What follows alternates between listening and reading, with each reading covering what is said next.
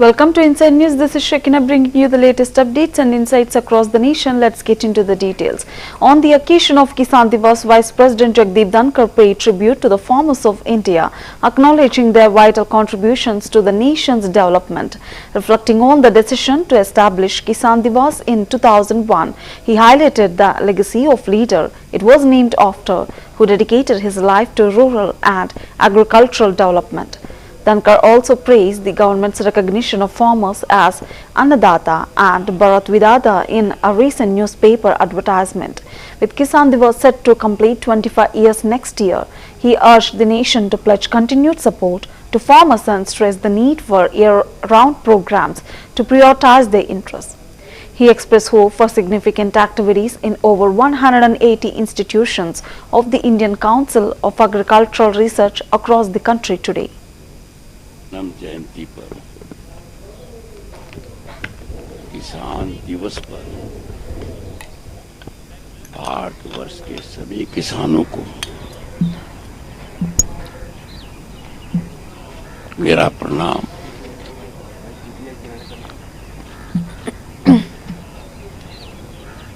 दो 2001 में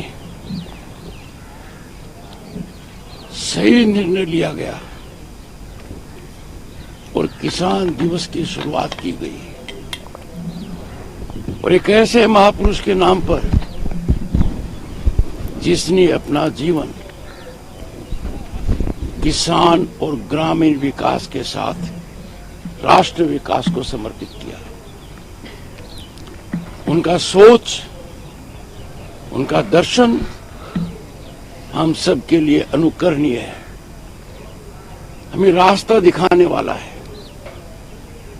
आज अखबारों में सरकार की तरफ से विज्ञापन छपा है और सही मायने में किसान को अन्नदाता कहा गया है और भारत विधाता कहा गया है। ये बात बिल्कुल खरी है, ये सही है। अगली साल किसान दिवस के 25 वर्ष पूरे होंगे। जन्म जयंती पर J. Shyamal Rao, the executive officer of Tirumala Tirupati Devasthanam, spoke on various developments and ongoing initiatives related to the management and operations of the renowned Tirupati temple. Under his leadership, the TTD has been focusing on improving facilities for devotees and ensuring smooth operations during peak times.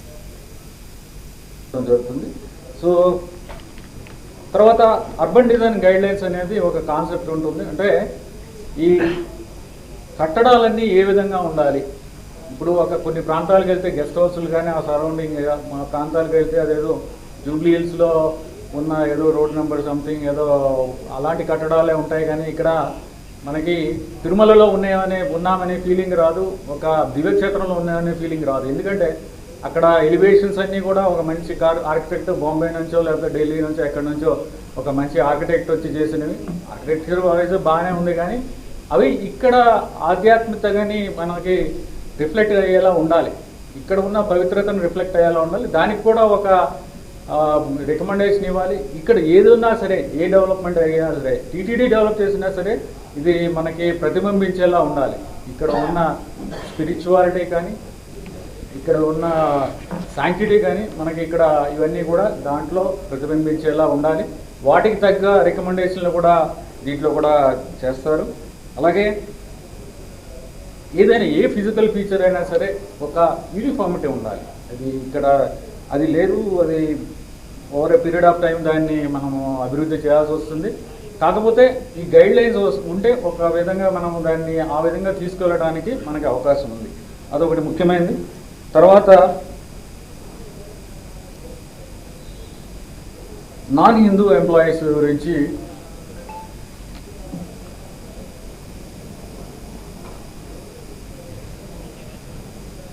బోర్డులో కూడా ఒక resolution తీసుకోవడం జరిగింది. వారిని వేరే ప్రభుత్వ శాఖలో observe చేయడం కానీ లేకపోతే వాళ్ళకి విఆర్ఎస్ అంటే స్వచ్ఛంద పదవీ విరమణ పథకం ఒకటి చేసి వాళ్ళకి వాలంటీర్గా వాలంటరీగా వాళ్ళు దాన్ని ఆఫ్ చేసుకునేలాగా చేయడానికి ఒక నిర్ణయం తీసుకోవడం జరిగింది. దాని ప్రకారం ఇప్పటికే ప్రభుత్వానికి ఒక లేఖ రాయడం జరిగింది. 31 మంది ఉన్నారు, వీరందరినీ కూడా వేరే శాఖలో తీసుకోవడానికి పరిశీలించండి అనేది ఒకటి. అలాగే లీగల్ అడ్వైజ్ కూడా రాయడం జరిగింది. కోర్టు కేసులు ఉన్నాయి కాబట్టి ఇప్పుడు ఇలాంటి వీఆర్ఎస్ ఇవ్వడం కానీ వేరే డిపార్ట్మెంట్లకి ఇవ్వడానికి కానీ ఏమైనా ఇబ్బందులు ఉంటాయనేది కూడా లీగల్ ఒపీనియన్ కూడా రాయడం జరిగింది. ఇవి రాగానే దీని మీద చర్యలు తీసుకోవడం జరుగుతుంది. ఇవన్నీ కూడా బోర్డుకి పెట్టి దాని మీద ఫైనల్గా ఏం చేయాలనేది కూడా నిర్ణయించడం జరుగుతుంది. అలాగే భక్తులకి ఇబ్బంది కలిగించే విషయాల్లో ఒకటి ముఖ్యమైనది ఈ షాపులు, తర్వాత తట్టలు ఏవైతే ఉన్నాయో ఇవి అనాథరైజ్డ్గా ఉండడం, లేకపోతే ఎంక్రోచ్మెంట్, మొత్తం మీద రోడ్డు మీద పర్మిషన్ లేకుండా ఆక్రమించడం. అంటే మీరు నేను చెప్పాను కదా. Congress leader Udit Raj reacted to RSS chief Mohan Bhagwat's recent statement, while 6 members of the Osmania University Joint Action Committee (OUJAC) were involved in pelting stones at actor Allu Arjun's residence. The ongoing discussions on B.R. Ambedkar's legacy continue to stir political debates. In UP's Sambal, a step well dating back to the 1857 revolt was uncovered during a survey. Former Delhi Chief Minister and Aam Aadmi Party National Convener Arvind Kejriwal addressed the media, and Delhi BJP President Virendra Sachdeva made key remarks on political developments. Meanwhile, Madhya Pradesh Chief Minister Mohan Yadav issued a statement regarding state governance issues. तंत्र में ऐसी बातों को कोई स्थान नहीं है और वो गिरफ्तार भी हुए हैं। और दूसरी बात यह है कि अल्लू अर्जुन ने जो भी गलती की है वो अलग बात है, कानून उसको सजा देगा। हालांकि वो बड़ा गैर जिम्मेदार आदमी है और जिस तरह से उसने किया, जिसकी वजह से महिला की मौत हुई, उसके बाद कहा कि जब उसको बताया गया कि एक की मौत हो गई तब उसने कहा कि हमारी फिल्म हिट हो गई। ऐसा अखबारों में मैंने पढ़ा। और दूसरी बात है कि मसाला फिल्म हमने देखा, लेकिन इसमें तो सुपर मसाला वाला बात है और फिल्म की कोई क्वालिटी नहीं है, आम जनता को इमोशनल बनाने की बात है। तो लेकिन फिर भी जो ये कृत्य हुआ ये गलत है और सरकार वहाँ पर एक्शन लिया है। बीजेपी बनाने की कोशिश कर रही नैरेटिव, लेकिन जब वो अल्लू अर्जुन को कह दिया गया था कि बहुत भीड़ हो जाएगी, स्टैम्पेड हो जाएगी, मत आइए, और निकालने की कोशिश किया, वो आदमी नहीं निकला, जिसकी वजह से मौत हुई वहाँ पर। तो कानून तो सबके लिए एक जैसा है, ये नहीं कि वो एक्टर है तो इसके मतलब उनके लिए कानून अलग है, दूसरों के लिए कानून अलग है। इसको जोड़ के देखना गलत बात है। नैरेटिव बिल्डअप बीजेपी करने की कोशिश कर रही कि कांग्रेस का प्रचार नहीं किया इसलिए ऐसा किया गया, यह बिल्कुल मिथ्या है, बिल्कुल गलत है। इनका काम ही झूठ बोलने का है। सर, आप थाली के चट्टे बट्टे हैं। उन्होंने कहा कि बीएसपी सरकार के दौरान ही बहुजन समाज में जन्मे महंत संतों को जो है महापुरुषों को सम्मान मिला। देखिए, बीएसपी बाबा साहब को अपमानी कर रही है, क्योंकि वो जो विचारधारा बाबा साहब का है उसके अगेंस्ट काम करना, भारतीय जनता पार्टी को हर कदम पर परोक्ष अपरोक्ष रूप से समर्थन करना। और जब अगर कांग्रेस पार्टी मुद्दा न बनाई होती तो बीएसपी भी चुप रहती। 2 दिन तक वो चुप रही बीएसपी। आफ्टर थॉट है, जब देखा कि वोट बैंक खिसक रहा है इसलिए किया है। इसलिए कोई नैतिक अधिकार नहीं है मायावती को कि बीजेपी को घेर सके। इसलिए कि 2022 के चुनाव में भी कहा था कि भारतीय जनता पार्टी भले जीत जाए लेकिन समाजवादी पार्टी नहीं जीत जाना चाहिए। उस विचारधारा वाले लोगों ने अपमान किया। उस विचारधारा के साथ मायावती हैं, खुल करके इसलिए नहीं है कि उनका वोटर बिल्कुल छोड़ देगा, वरना अंदरूनी भारतीय जनता पार्टी से पैक्ट है। ये थोथा है, मिथ्या है। मायावती का कोई नैतिक अधिकार नहीं। अम्बेडकर का नाम लेकर के यहाँ पर ऊंचाई पर पहुंच गए हैं, इसलिए ये सब भारतीय जनता अपनी बचत के लिए किया। मिट्टी से ढकी हुई थी। अब क्लेम किया जा रहा है कि वो पुरानी है, उस पे कलाकृतियां बन रही हैं।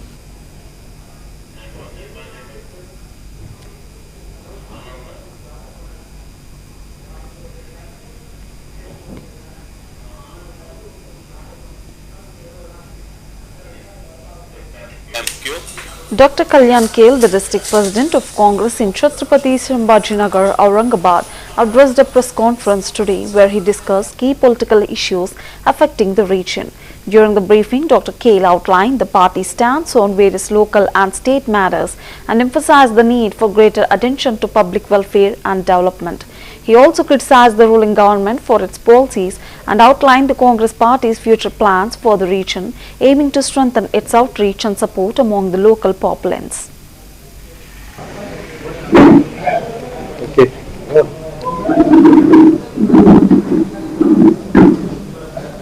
आज कांग्रेस पार्टी की तरफ से जो पत्रकार परिषद रखी गई है, वो उस पत्रकार परिषद में आए हुए सभी हमारे पत्रकार मित्रों का मैं यहाँ कांग्रेस पार्टी की ओर से स्वागत करता हूँ। और आज की इस प्रेस कॉन्फ्रेंस लेने की वजह मैं आपको पहले भी बताया हूँ कि संविधान के बारे में जो चर्चा कांग्रेस ने मांगी थी लोकसभा के अंदर सेशन में, वो संविधान के बारे में चर्चा मांगी। उसके पहले भी हम मणिपुर के बारे में, अदानी के इशू पे और संबल के बारे में अलग अलग इशू पे हमने चर्चा मांगी, लेकिन पहले पूरे हफ्ते भर में संविधान संसद बंद किया गया, लेकिन उसके बारे में कोई चर्चा की नहीं और हमारे से सत्ता पक्ष वालों ने उस बारे में कुछ बात नहीं की। आखिरी में हमारे अपोजिशन लीडर सम्माननीय राहुल जी गांधी साहब ने दूसरे हफ्ते में सेशन चलाने की कोशिश की, लेकिन सामने वालों की तरफ से कोई हमको रिस्पांस नहीं मिला। उसके बाद अगले हफ्ते में हमने ये कोशिश की कि हमारे संविधान को 75 साल पूरे हो गए, वो संविधान के अंदर आपने कुछ चर्चा होनी चाहिए। वो चर्चा के बारे में सरकार ने हाँ कर दी और 2 दिन संविधान के बारे में चर्चा चली। अब ये संविधान परम पूज्य डॉक्टर बाबा साहब अम्बेडकर ने लिखा है, उनके संविधान पे बहुत अच्छा तर्क वितर्क सत्ता पक्ष ने और विपक्ष ने भी रखा और सब लोगों ने इस बात का पूरा श्रेय ये परम पूज्य डॉक्टर बाबा साहब अम्बेडकर को दिया। और बाबा साहब अम्बेडकर, परम पूज्य डॉक्टर बाबा साहब अम्बेडकर जी ने ये अच्छा काम किया, हमारे देश के अंदर सब कुछ साथ में लेके चलने वाला संविधान दिया। सारे लोग चर्चा करने लगे, लेकिन ये चर्चा उनको हजम नहीं हुई सत्ता पक्ष वालों को। क्यों? तो उनको जो मंसूबे थे 2024 के चुनाव में उन्होंने जो 400 पार का नारा लगाया था, तो 400 पार का नारा उनका सफल नहीं हो पाया। और वो क्यों 400 पार का नारा देना चाहते थे, उसकी वजह यही थी कि उनको 400 पार का नारा देने की वजह कि उनको संविधान बदलना है। अब ये संविधान बदलने का वो बोलते हैं कि आपने चुनाव में नैरेटिव सेट किया। हमने नहीं नैरेटिव सेट किया। उनके जो कृष्णा हेगड़े और एमपी के जो मिनिस्टर है, दोनों मिनिस्टर ने कहा था हमको 400 पार इसलिए करना है कि हमको संविधान बदलना है। और कल तो 2 दिन तो संसद के अंदर बड़ी अच्छी सी चर्चा हुई और तारीफे काबिल वो संविधान का चर्चे का जो मसला रहा वो बहुत अच्छा रहा और सारे लोगों ने बोला कि बाबा साहब ने बहुत अच्छा संविधान हमको दिया। अब ये बात उनको हजम नहीं होने की वजह से हमारे देश के होम मिनिस्टर उन्होंने बता दिया कि भाई ये जो मसला है वो हम नहीं मानेंगे। और उनके मुंह में से जो पेट में था वो मुंह में आ गया और बोल दिया उन्होंने कि भाई ये भी आजकल फैशन हो गया है कि अम्बेडकर साहब का नाम लेने के अम्बेडकर करते रहते लोग। इतने बार तो भगवान का नाम लेते थे तो भी 7 जन्म स्वर्ग में जाते थे। ऐसी बातें उन्होंने एक तरफी और बाबा साहब का निंदाजनक वक्तव्य उन्होंने वहां किया और इसलिए बाकी के फिर 18, 19, 20 ये 3 दिन लगातार कांग्रेस और इंडिया गठबंधन लगातार उसका पीछा किया और बोला आप जो कर रहे हैं ये गलत है, आपने सभागृह में आके माफी मांगनी चाहिए। पहले दिन डिमांड की, दूसरे दिन की, तीसरे दिन की। BJP MP Hema Malini during her press conference in Meerut emphasized the importance of keeping rivers like the Ganga clean and maintaining environmental responsibility. She highlighted her special dance ballet on the Ganga, which portrays the river's journey and significance in India's history. Malini urged the public to actively participate in political processes, promote cleanliness and work towards the country's progress, especially in empowering women. She also praised Meerut's historical importance and ongoing development. मैं बहुत अपने आप को fit पाती हूँ, क्योंकि मैं सिर्फ राजनीति अगर राजनीति में हूँ तो उसके जरिए मुझे लोगों तक पहुँचने का एक अवसर मिलता है। लेकिन आज अभी जो ये जो मेला है मेरठ में, यहाँ आने का अवसर मिला, तो मैं मेरा मैसेज जो देना चाहती हूँ लोगों तक, वो मैं कर पाती हूँ। ये गंगा मुझे पूरा कंप्लीट करने दीजिए, बाद में आप लोग पूछिए। क्योंकि गंगा में सिर्फ नदियों पे हमारे पूरे देश में जितने नदियां हैं, मैं सांसद हूँ मथुरा की, वहाँ पे यमुना की क्या हालत है। यमुना का ऐसा हम लोगों ने करके रखा है, गंगा भी ऐसी है। तो इसको कैसे शुद्ध करें, तो हम सरकार भी कैसे करेगी, ये तो पूरा जनता का ये रिस्पॉन्सिबिलिटी है कि हाउ यू विल पार्टिसिपेट। ये सिर्फ वही मैसेज नहीं है गंगा में ये भी मैसेज है कि आप पर्यावरण को कैसे रखेंगे। तो डेवलपमेंट तो हो रहा है पूरा देश का, है ना। देश का डेवलपमेंट के लिए क्या करते हैं, सारा पेड़ों को काट देते हैं। ये जरूरी है क्या, पेड़ का रखना जरूरी है कि नहीं। और ऊपर से हमारे भगवान ने हम सबको सृष्टि किया है, साथ साथ में उन्होंने जीव जंतु को भी दिया, है ना। पूरे एनिमल्स, कितने सारे एनिमल्स हैं हमारे साथ, वो पशु पक्षी सब है, लेकिन उनको हम लोग हिफाजत करते हैं कि नहीं करते। Nobody bothers. तो वो जाके उनको मार डालते हैं। तो ये सब मैसेज मेरे इस गंगा में है। महोत्सव से मेरे को क्या फायदा होने जा रहा है? हाँ जी, मेरे महोत्सव से मेरे को क्या फायदा होने जा रहा है? क्या क्या फायदा होगा, यहाँ के बैठे सब लोग ये लोग बताएंगे क्या। मेरा काम है गंगा में प्रस्तुत करती हूँ, गंगा के जरिए जो मैसेज जो मैं देना चाहती हूँ मैं दे रही हूँ। And it's a very beautiful dance ballet, visually also, technically also, and very huge dance ballet है। ये मेरा सबसे बड़ा बैले है। तो ये प्रस्तुत यहाँ मेरठ में करते हैं, अच्छा लग रहा है, क्योंकि यहाँ पे गंगा भी है और यमुना का भी पास में है, सुना है ऐसा जोग्राफिकली। तो it is very important for people. सांसद है और काम आ गए हैं, मथुरा में श्री कृष्ण कब आएंगे? श्री कृष्ण भरे हुए हैं पूरा मथुरा में, वृंदावन में पूरा कितना टेम्पल से देखे, इसे टेम्पल सिटी, सब मंदिरों का नगरी है वृंदावन मथुरा। और जब जरूरत पड़ेगा जो होना चाहिए वो करेंगे, हमारी सरकार करेगी। वासियों को क्या संदेश देना चाहिए? क्या क्रांति की धरा मेरठ से जनता को क्या संदेश देना चाहिए? जरा साफ सफाई पर ध्यान दें, जरा राजनीति में अच्छी तरह से भाग लें, सिर्फ लड़ाई झगड़ा ही ना करें। ये वेरी प्रॉपरली अच्छी तरह से पार्टिसिपेट करेंगे तो पूरा अच्छा होगा। यहाँ ये मेरठ से शुरू होना चाहिए। मेरठ से कोई पुराना नाता है आपका? मेरठ से कोई पुराना नाता है आपका? मेरा कोई नाता नहीं है। मेरा नाता इतना है कि महाभारत काल से स्वतंत्रता संग्राम तक के ये जो जगह है इसका हमने बहुत पढ़ा है। Mayor Mahant Girishpati Tripathi discussed preparations for the Mahakumbh in Ayodhya, emphasizing the city's role in welcoming thousands of devotees. Highlighting the mythological significance, he noted that devotees coming from Prayag will visit Ram Janmabhoomi for spiritual purification. To ensure their comfort and safety, the municipal corporation is arranging shelters, safe drinking water, sanitation and bonfires with a commitment to providing the best experience for all attendees.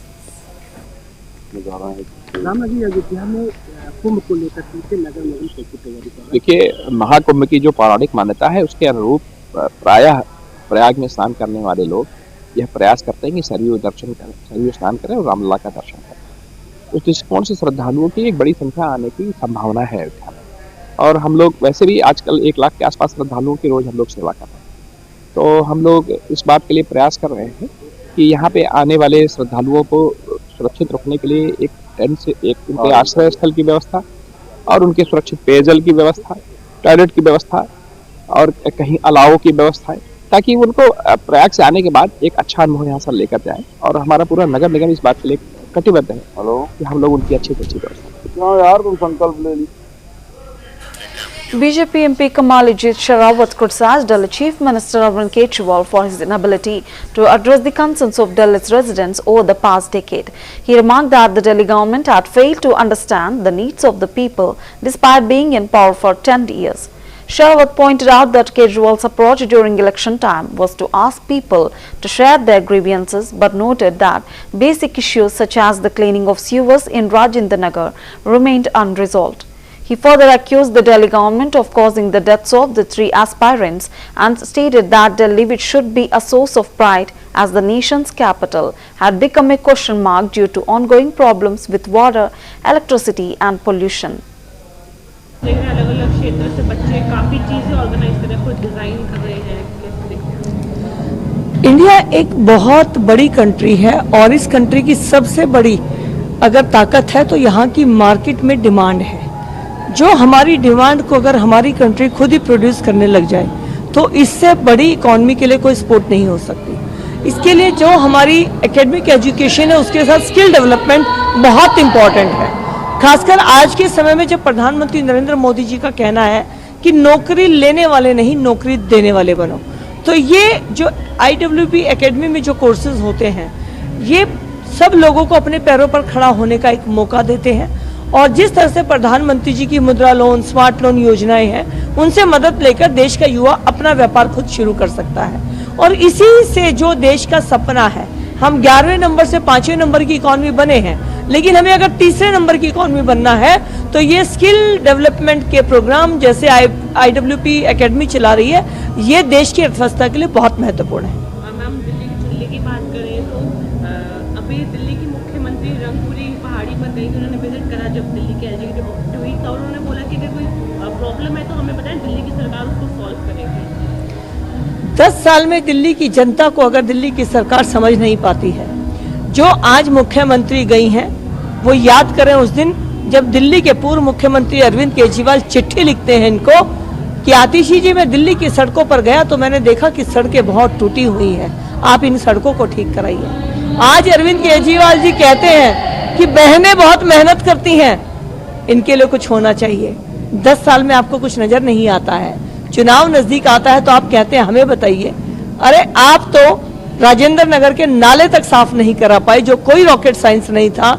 इस देश के 3 होनहार बच्चों को आपने मौत के grass में आपकी लापरवाही की वजह से जाना पड़ा।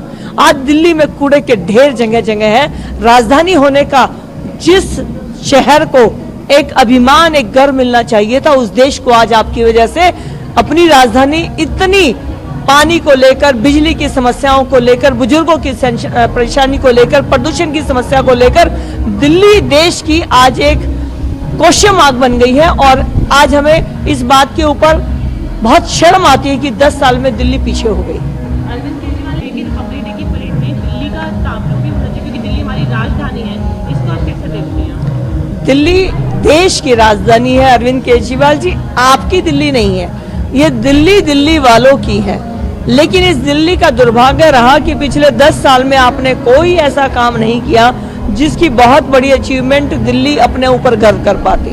तो आप तो हर बात को राजनीतिक रंग लेने के लिए माहिर हैं, अर्बन नक्सलाइट कहते हैं। हर विषय पे, हर बात पर आपको LG से लड़ना, चीफ सेक्रेटरी से झगड़ा करना, PM के खिलाफ बोलना, हर ऑर्गेनाइजेशन के खिलाफ चलना आपका स्वभाव है। साधारण घटनाओं को भी आप विशेष तूल देने के माहिर हैं, लेकिन ये भ्रम में अब दिल्ली और नहीं रहेगी। बस एक सवाल और कि बीजेपी लार्ज स्केल पे वोटर्स कैंसिल कर रही है और उनकी जो नई स्कीमें हैं वो लोगों के भले के लिए, हमें बताओ क्या प्रॉब्लम है? दिल्ली पूरे भारत के लोगों के आने के लिए वो शहर है जहाँ पर वो आए, रहें, रोजगार करें। लेकिन इस दिल्ली के अंदर वो लोग नहीं रह सकते जो बांग्लादेश से आए हैं, जो म्यांमार से आए हैं। रोहिंग्या को इस दिल्ली में रहने का अधिकार नहीं हो सकता। तो जो लोग फुटपाथ पर है उनको। BJP leader and Delhi Assembly leader of opposition Rahul Gandhi Vijayendra Gupta has accused Delhi Chief Minister Arvind Kejriwal of failing to address women's issues during his tenure. Speaking at a press conference, Gupta stated, Arvind Kejriwal is rattled. He didn't do anything for women in the last 10 years. He got Rajya Sabha MP Swati Maliwal assaulted in his home. His MLAs have not been nice to the wives. Now they are lying and playing with the emotions of women. He had 10 years if he truly wanted to do something for women. Why he is cheating on women now? Dalit's only problem is Arvind Kejriwal. Gupta's remarks were aimed at highlighting what he described as Kejriwal's lack of concrete action for women's welfare and his purported mismanagement of key issues affecting the capital. वास्तविकता ये है कि अरविंद केजरीवाल बौखला गए। 10 साल तो महिलाओं के लिए कुछ किया नहीं। महिलाओं के सुरक्षा के नाम पर राज्यसभा सांसद स्वाति मालीवाल को खुद अपने घर में पिटाई करवाई। महिलाओं के साथ अभद्र व्यवहार इनके विधायक करते रहे, कुत्ते तक छोड़ते रहे अपनी पत्नियों पर। और अब जब चुनाव आ गए तो महिलाओं को गुमराह करने के लिए झूठ बोलकर महिलाओं की भावनाओं से खिलवाड़ कर रहे हैं।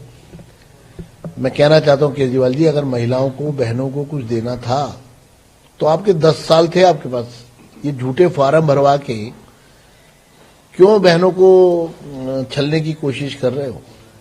आपको तो आपका भ्रष्टाचार ले डूबा। महिलाएं पूछती हैं कि शराब घोटाले में जो घर घर में दुकानें खुलवाई, गली गली में दुकानें खुलवाई थी और हमारे परिवारों को खराब करने का जो षड्यंत्र किया था, हम केजरीवाल को माफ नहीं करेंगे।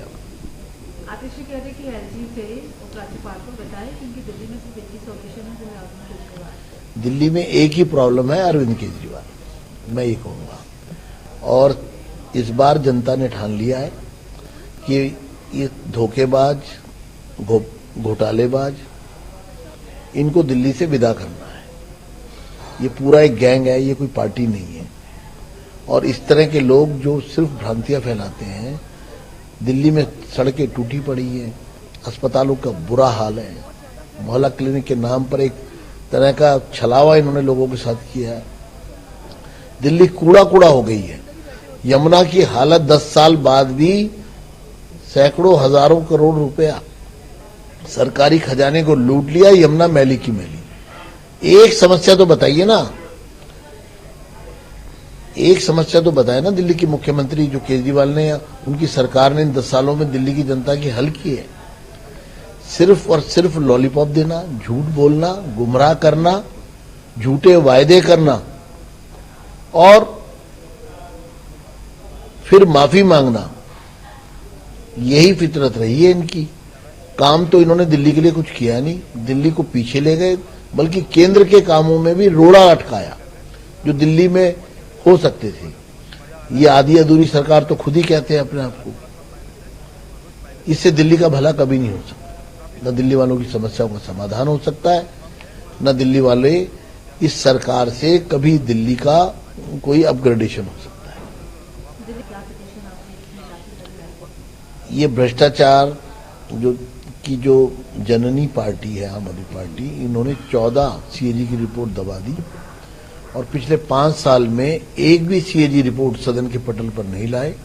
इसमें स्वास्थ्य से संबंधित जो सीएजी है की रिपोर्ट है, शिक्षा से संबंधित है, पॉल्यूशन से संबंधित है, वित्तीय संसाधनों के दुरुपयोग से संबंधित है।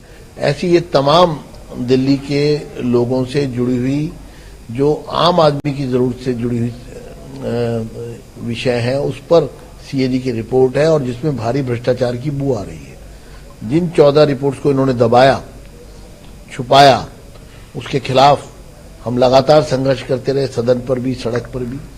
उसके बावजूद ये सदन के पटल पर नहीं लाए। हम हाई कोर्ट गए, हाई कोर्ट ने आदेश जारी किया। उस आदेश के अनुसार अभी तक दिल्ली के मुख्यमंत्री को यह सीएजी की रिपोर्ट स्पीकर साहब को सौंपनी थी और स्पीकर साहब को सदन बुलाना चाहिए था, लेकिन इन्होंने हाई कोर्ट के आदेश का भी पालन नहीं किया। और इसलिए भारतीय जनता पार्टी के सभी विधायक मेरे साथ हाई कोर्ट हम गए हैं। आज हमने अपनी पिटीशन फाइल कर दी है। हमें उम्मीद है कल हमारी पिटीशन पर हाई कोर्ट के अंदर सुनवाई होगी और हम चाहते हैं कि दिल्ली की विधानसभा का सत्र, विशेष सत्र बुलाया जाए और सदन के पटल पर 14 की 14 रिपोर्ट रखी जाए। देखिए, आरोप पत्र दिल्ली की जनता के सामने इस सरकार को Well, that's a wrap for Inside News. Stay tuned to CVR English.